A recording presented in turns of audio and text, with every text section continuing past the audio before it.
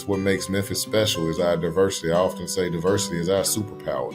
We have it naturally. And so those are things that are embodied in downtown Memphis and a part of why our future is going to continue to be bright. The majority of people trade time for money in the hopes of building wealth. I'm here to tell you that the traditional methods don't cut it anymore. Welcome to the Passive Income Power Podcast. My name is Doug Earthman. My partner Mickey Bernstein and I are going to dive deep into the power that passive income can have on your quality of life. We're going to discuss alternative assets, strategies, and insights through interviews with the very people who have found freedom through their power. I hope you enjoyed this episode of the Passive Income Power Podcast. All right, thank you for tuning in to the Passive Income Power Podcast. I'm your host, Doug Earthman. We've got Paul Young here today, who is the president and CEO of the Downtown Memphis Commission, which is an economic development focused on downtown Memphis. They help activate downtown through development and infrastructure to draw people to the area to live, work, and come downtown for activities. Paul is also running for mayor of Memphis, which I'm very excited and hopeful about. He's a lifelong Memphian, went to UT Knoxville for undergraduate degree, and then came back to Memphis where he got 2 master degrees, correct? That's right. And he's also part of the incredible network of Kappa Alpha Psi alums that I've gotten to know over the past year or so. And I'm just in awe about, I tell you guys this all the time, but the amount of success that has come out of this group of guys in this area, I've just never seen anything like it. And you're another testament to that. Thank you. So, Thank you. But, I wanted to see, fill in the gaps. Tell me about your story from childhood, college, professionally, family. I want to hear about Paul. Yeah. So you gave a lot of it, man. I'm Memphis through and through, born and raised in the city. I grew up in the Oak Haven area, the son of 2 Baptist preachers, Bishop William and Diane Young, over at the Healing Center off Too Long in Winchester in the Oak Haven area where I grew up. And I graduated from East High School and, moved back after college, have a passion for this city. I really love Memphis. I think it's made me who I am. I see the beauty in our city. We're a unique city. Our people are unique. We have some of the coolest people in the country. If you travel around and you just meet people from different spaces, there is nothing like the people of our city. And so don't want to live anywhere else. I only want to be here. And I feel like if I'm going to be here, I need to be contributing. I need to be adding value. I often give the story of the spiritual moment I had when my mom was preaching and she was talking about the purpose-driven life. And she said that God's purpose for your life will never be about you. It will always be about someone else. And so I've taken that and applied it to my life. Literally, I decided I wanted my purpose in life to be around community development, to help rebuild neighborhoods and communities in the city of Memphis. And that's what I've been doing the past 20 years. And so, for me, life is really about walking in purpose and finding ways to leave this place better than we found it. And that's the reason I'm in my job now. And that's the reason I'm running for mayor. That's awesome. So, how long you've been with the Downtown Memphis Commission for the past couple of years, correct? Yeah, 2 years. I got there in 2021, April 2021 is when I started there. And before that, I was the director of housing and community development for the city. I was involved in a lot of major development projects all throughout this city. Most neighborhoods, I've had some engagement or involvement in those communities, whether through housing developments or through larger scale community development projects. Wow, that's awesome. Yeah, the Downtown Memphis Commission has been downtown Memphis has just grown and grown and redeveloped over the past I don't know. I guess the FedEx Forum is really what I feel like spurred the downtown development. And what was that, 2002 or three, Yeah, when I that think got built? 03 is when they started. I think it was finished in '04. Yeah. But yeah, I mean, I would say it probably goes back even further. I Hmm. mean, in the '60s and '70s, downtown Memphis was not the place to be. It was the Hmm. place to escape from. And when they reopened the Peabody Hotel, I think that was somewhere in the late '70s. I think that was the start. Beale Street came online shortly thereafter with the hard work of all of the founding folks for Beale Street. And it brought new life downtown. Still, there were a lot of dormant spaces, but you started to see this resurgence in the late '90s with Peabody Place, the FedEx Forum coming on board, coming online, the growth of South Main, which has been incredible. We saw the growth on the northern end with Uptown and that redevelopment that's taking place. And now you're seeing even more development catch on. There are some major projects that have been announced in the last couple of years that unfortunately hadn't started yet due to some of the changes we've seen in the economic environment. But there are still tons of small businesses that are looking to locate downtown. There are smaller development projects that started before this interest rate crisis, and so downtown is still on the move, and I'm excited about being a part of this growth that's happening in our city. Yeah, it's been really neat to see just how it's all starting to connect. You'd mentioned the South Main area that's been really developed and really a great destination for folks to, a lot of multifamily has gone into the old sort of industrial area, and a lot of restaurants and bars, and then the north of downtown with St. Jude and the Pinch District and Snuff District, uh, and then you go out a little further east to the Medical District and the um, what is it? The Edge, Edge just District. Yeah, I yes, mean that's been unbelievable. 10 years ago, you look at the Edge District and you would have never thought it would be what it is today. yeah, So that's yeah, really, really exciting. yeah. I It's always really tell this. exciting. Go Go ahead. ahead. No, go ahead. Go ahead. I want to hear I you. always tell the story when I went to Ole Miss for college, came back 2010 when I graduated, and I moved to Nashville. I had no desire to live in Memphis. Right. I was just like, I'm out of here. Moved to Nashville, stayed there for about a year, came back for a job opportunity, and that was right when Overton Square got redeveloped, and it's right Mhm. when the Green Line was built, and it was when all of this there was just a boom of development, and it was all centered around young professionals and families and outdoors and people being active, and that's what drew me back here, and I feel like that's what's really helped retain a lot of young folks in the city. Right. Yeah, I 100% agree.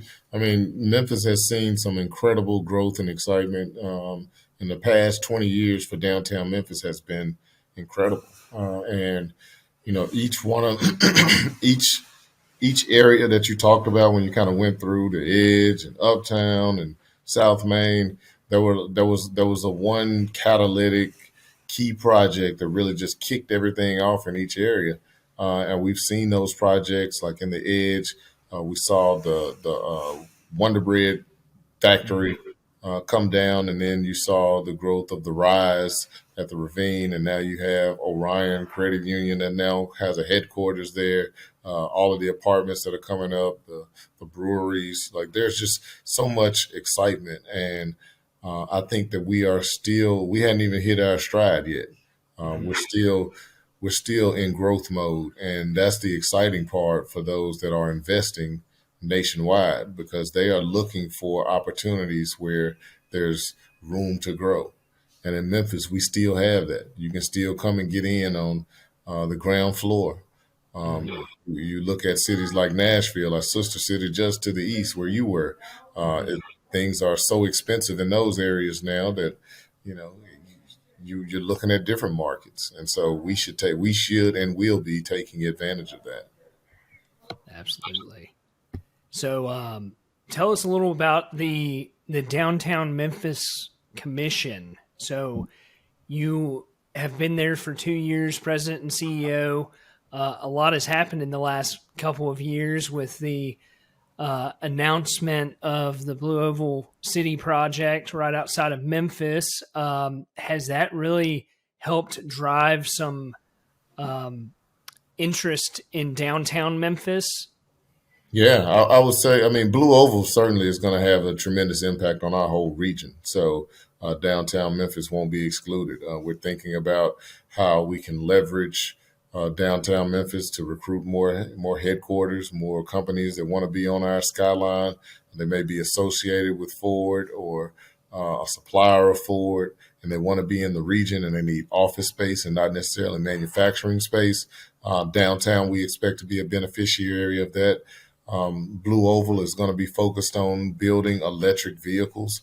There's no reason that Memphis shouldn't be the epicenter of testing for electric vehicles and autonomous vehicles, and really thinking about a very futuristic way of life that we can leverage just because we're having so many electric vehicles being produced in close proximity. And so when I think about the economic future of downtown, it's very, very bright. We have a very diverse downtown in terms of the demographic makeup, the economic makeup of the individuals downtown is very diverse. We want to keep that because we feel like that reflects the culture and vibe of the city. That's what makes Memphis special is our diversity. I often say diversity is our superpower. We have it naturally. And so those are things that are embodied in downtown Memphis and a part of why our future is going to continue to be bright. Absolutely. So being in that position, what have been some of the challenges that you've run into to get people invested in this city, and how can we get more buy-in and investment in Memphis? I mean, a couple of things. One, obviously, the perception of Memphis and the crime issue, it has an impact. And like I said, a lot of it is perception, the perception of safety or what you see in the media. And then people come and they realize it's not as bad as they might perceive. And so overcoming that perception issue is a challenge.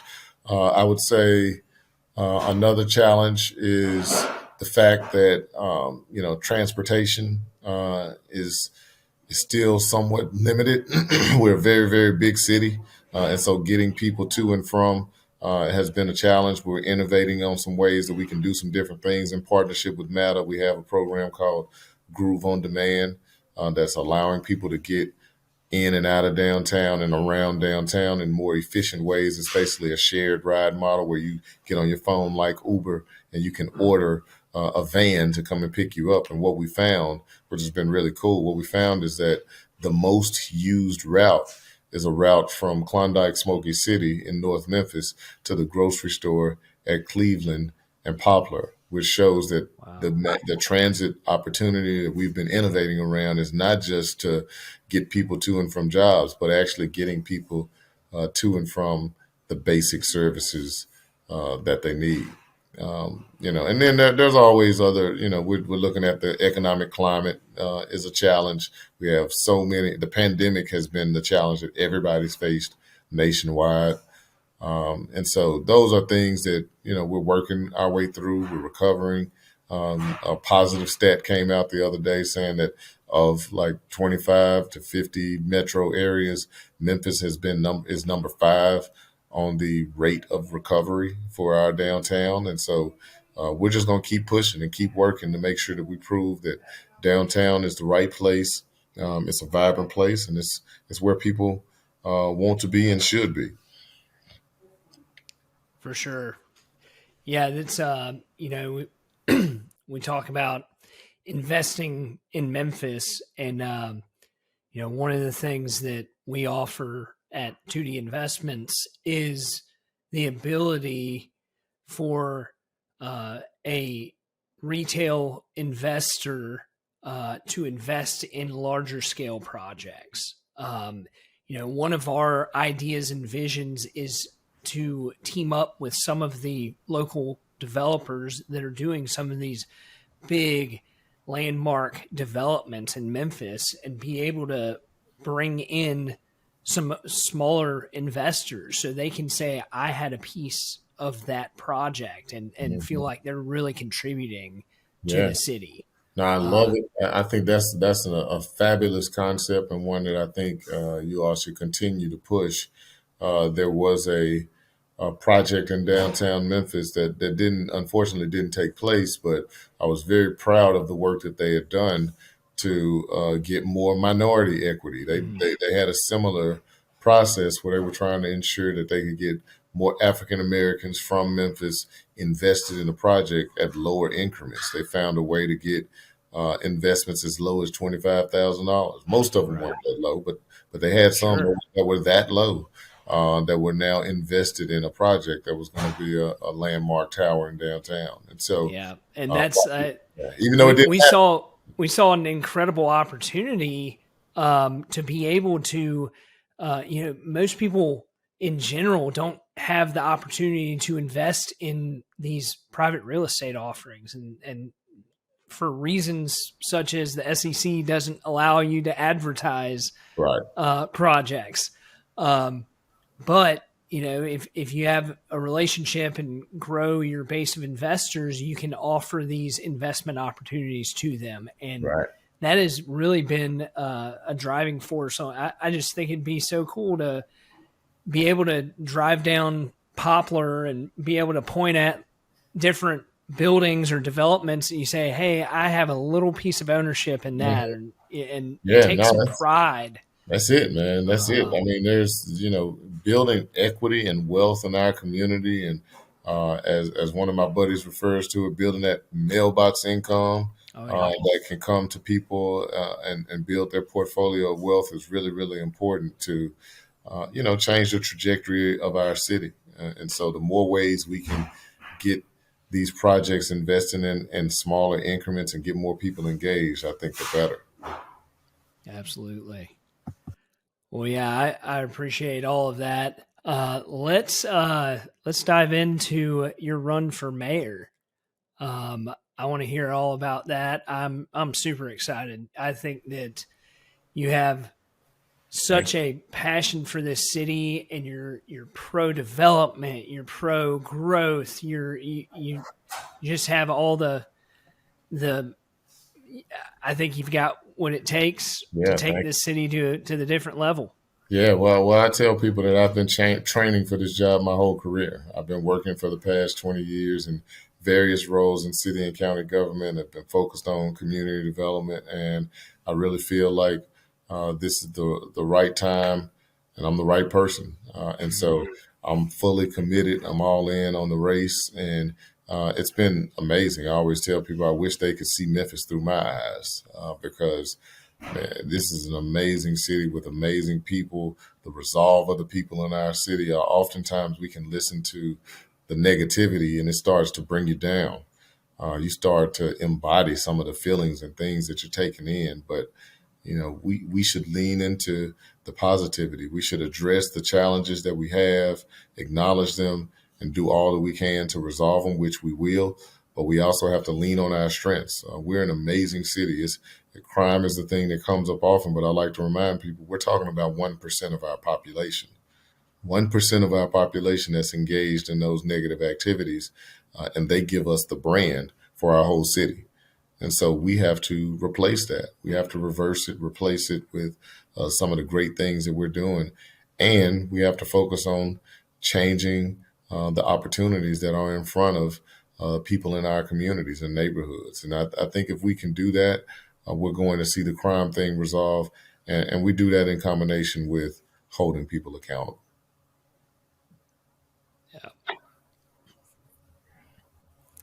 Yeah.